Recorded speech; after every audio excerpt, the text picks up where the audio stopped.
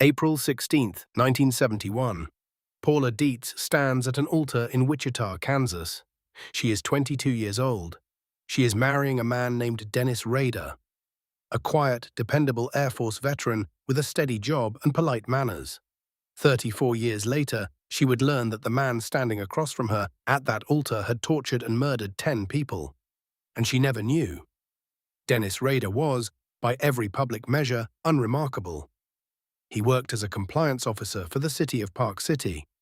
He installed home security systems on the side, visiting people's houses, inspecting their locks, telling them how to stay safe.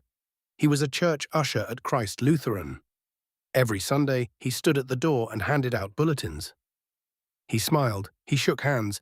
People described him as dull in the way that makes you feel comfortable, the kind of man you forget 5 minutes after meeting him. He was a Boy Scout leader. He took his sons troop camping. He taught knots. He led the Pledge of Allegiance. Paula and Dennis had 2 children, a son and a daughter.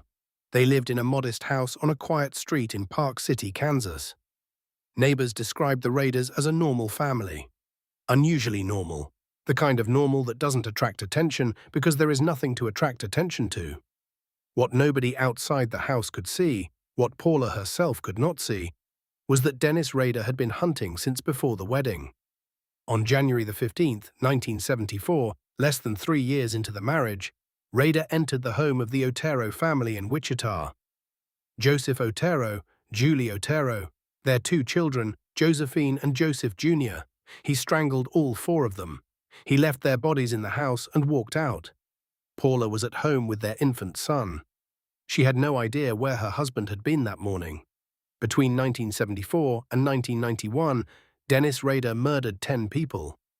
He targeted women, men, and children. He bound them. He tortured them. He killed them slowly. He took photographs. He kept jewelry, clothing, and personal items from every victim. He stored these trophies in the family home, in a shed, in a filing cabinet, in his office, under the same roof where his wife cooked dinner and his children did their homework. He called himself BTK. Bind, torture, kill. He sent letters to police and local newspapers describing his crimes in clinical, methodical detail, as if he were writing a technical manual. He demanded that the Wichita Eagle publish his writings. He signed each letter with those 3 initials. And then, in 1991, the letters stopped. BTK went silent. For 13 years. But here is the part that should disturb you. In March of 2004, a letter arrived at the Wichita Eagle. It contained a photocopy of a driver's license, photographs of a doll posed in bondage, and a word-for-word recreation of one of BTK's original murder scenes. The author wanted confirmation that it was him. He wanted credit. Over the next 11 months, BTK sent more communications. Letters, packages left in public places, even a cereal box dropped at a hardware store containing another doll and more photographs. Then, in December 2004, he mailed a package to a local television station containing a purple floppy disk. He included a note asking whether it was possible to trace information from a disk. Police instructed the media to publicly state that floppy disks could not be traced.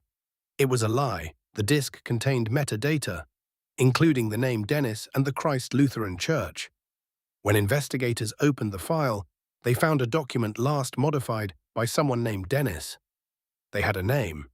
They had a church. They had a suspect. On February 25, 2005, Dennis Rader was driving home from work when police pulled him over. Within hours, investigators were at his door. They entered the house on South Seneca Street. The same house where Paula Rader had lived for more than 3 decades. The same house where she had raised 2 children. The same house where she was standing in the kitchen when agents told her why they were there. Paula Rader learned that her husband was a serial killer from federal agents standing in her own kitchen. She had shared a bed with this man for 34 years. She had borne his children. She had washed his clothes. She had cooked his meals. And she had never known. None of it.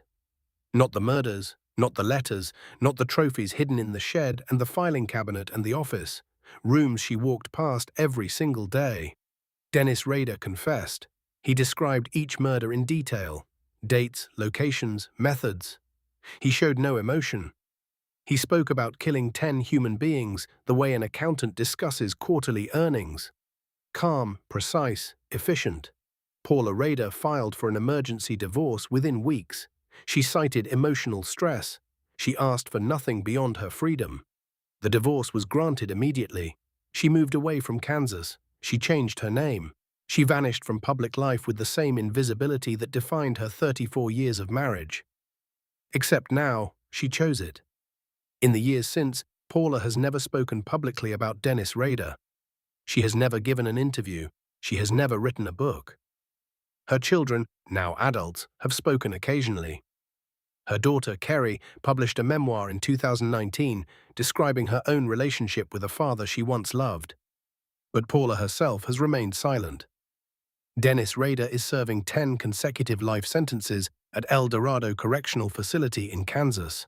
He will never be released. He spends his days in solitary confinement, drawing, writing, and occasionally communicating with researchers studying serial murder. He still signs his letters with those 3 initials. Paula Rader is 76 years old.